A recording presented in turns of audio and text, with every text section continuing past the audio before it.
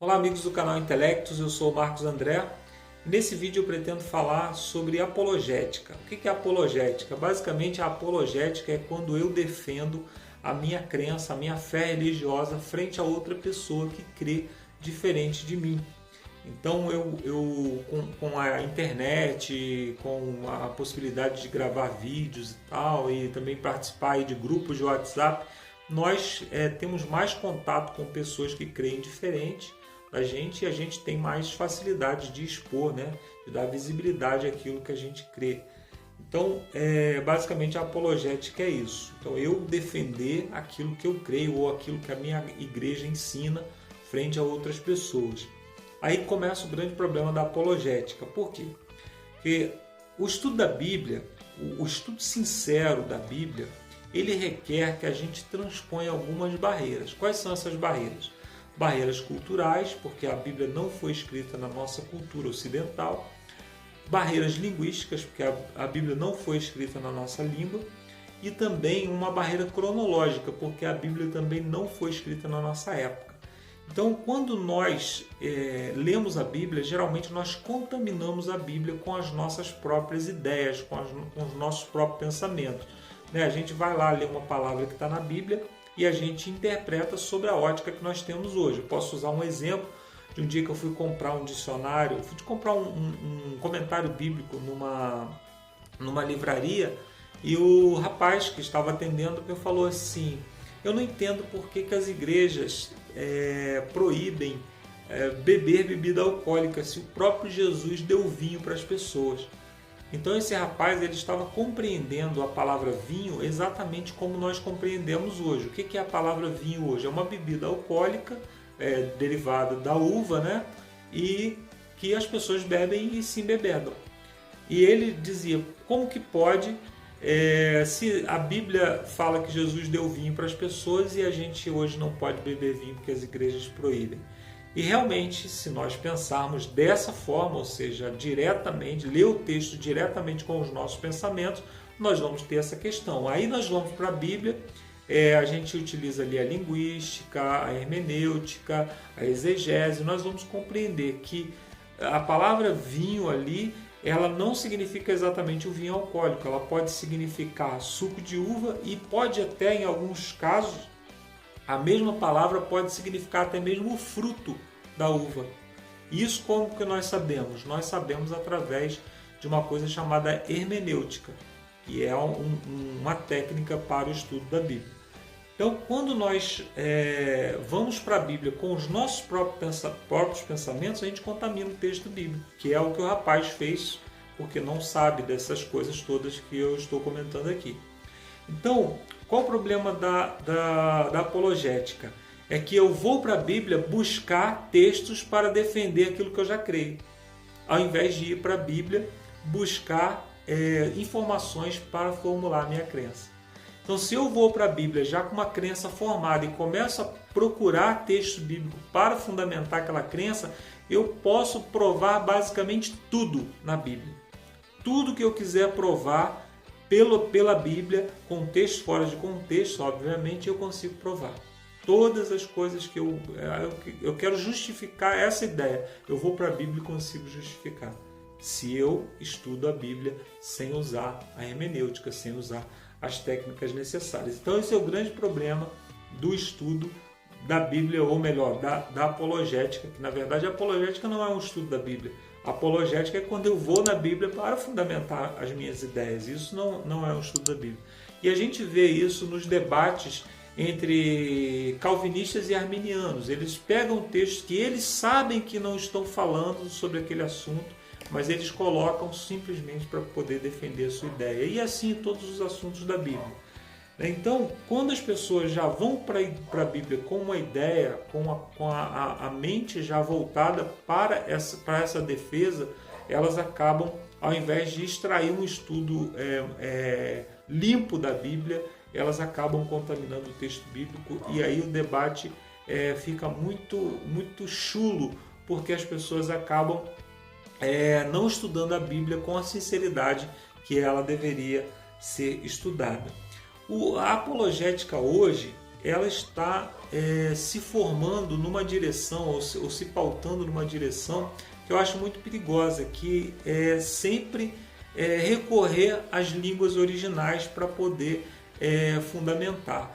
E esse recorrer à língua original não é ruim em si, porque, como eu falei, nós temos essa barreira a transpor.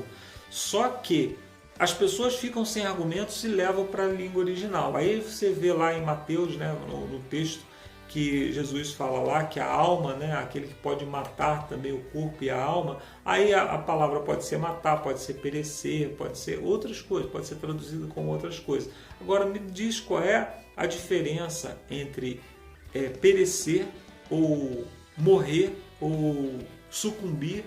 Não tem diferença nenhuma, é a mesma palavra. Então é uma coisa que fica totalmente sem sentido. Outro dia eu estava lendo uma apostila que foi enviada para mim por PDF, né? E me chamou muita atenção porque é um assunto que geralmente eu só vejo sendo tratado na Igreja Adventista, que é o assunto da mordomia cristã. Beleza. Aí eu fui lá para ler, né? Comecei a ler muitas coisas realmente coerentes, que tem muita semelhança com o que a Igreja Adventista prega, mas em um determinado momento chegou na questão do tempo, a mordomia do tempo. Aí eu fiquei curioso, fui lá ler. Bom, quando chegou lá, qual era o desenvolvimento da ideia? O desenvolvimento é o seguinte: ele pegou um texto falando sobre tempo do Novo Testamento, aí pegou a palavra tempo, que é cronos, e pegou outras palavras também que podem ser traduzidas como tempo no Novo Testamento e mostrou onde essas palavras apareciam, quais são as definições, os sinônimos e tudo isso. E no final ele encerra dizendo: então, baseado em tudo isso, nós vemos que o tempo é uma coisa muito importante. Aí eu fiquei pensando, mas o que ele falou? Falou nada, ele só simplesmente falou qual era a palavra no grego, falou não sei o que. Então isso é o famoso embromation, né, que a gente faz no inglês, mas que as pessoas estão fazendo no grego também. Quando elas ficam sem argumento, elas começam a ir para o texto original, para o grego, para o hebraico, falam um montão de palavras que a maioria dos leigos nem sequer entendem, e no final amarram dizendo: então, baseado nisso tudo que eu falei, é isso mesmo que eu creio que está certo. Ou seja, a língua ela está sendo usada para confundir e não para complicar, e não para explicar. Dentro da teologia, a língua ela não consegue resolver problema nenhum. Eu vou usar aqui a questão do vinho que eu falei no início. Se você pegar o vinho e perguntar assim: Jesus embebedou pessoas, sim ou não? Jesus distribuiu fartamente vinho alcoólico para as pessoas, sim ou não? Dentro da linguística, usando somente a linguística, somente a língua, você não consegue me responder. Por quê? Porque as palavras no grego, elas são palavras similares, palavras que podem significar as duas coisas. Então nós precisamos utilizar outros recursos. Quais são esses outros recursos? É o recurso que está lá no livro de Isaías, um pouco aqui, um pouco ali, regra sobre regra, mandamento sobre mandamento. É isso que nós precisamos. Isso, a Igreja Adventista ela sempre trabalhou dessa forma, pegando vários textos que falam sobre aquele mesmo assunto para poder expor o assunto e assim formular uma ideia mais clara sobre aquele assunto. Ou seja, pega um texto que está difícil de compreender, pega outro texto que está explicado de uma maneira mais simples e assim a gente consegue compreender aquele texto de uma maneira mais fácil. Sempre nós trabalhamos. Então, quando nós regredimos e voltamos para a linguística, ou seja, a linguística ela foi muito útil nos fornecendo a Bíblia que nós temos hoje.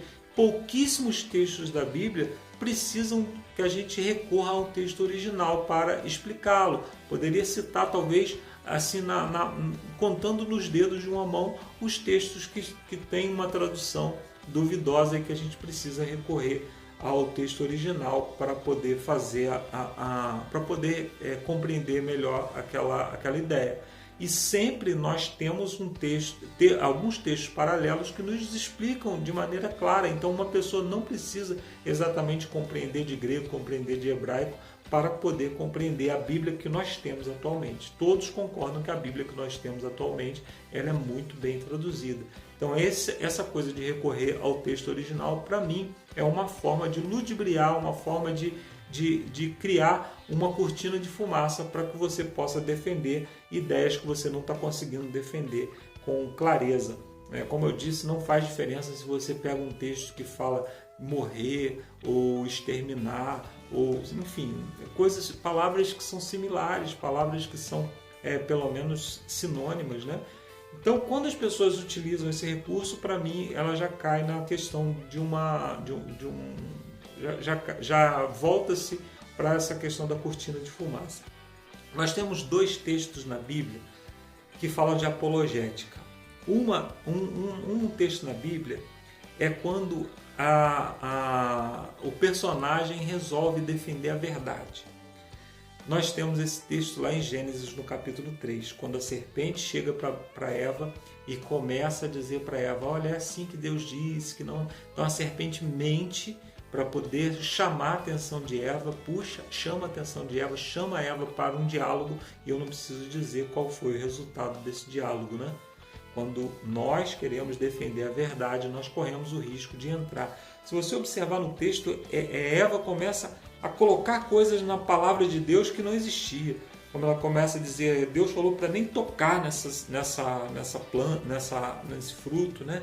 Coisas que não existiam e coisas que eu vejo acontecendo também na apologética. Então, esse tipo de apologética, quando eu quero ser advogado de Deus, quando eu quero defender Deus a todo custo, é uma apologética muito perigosa.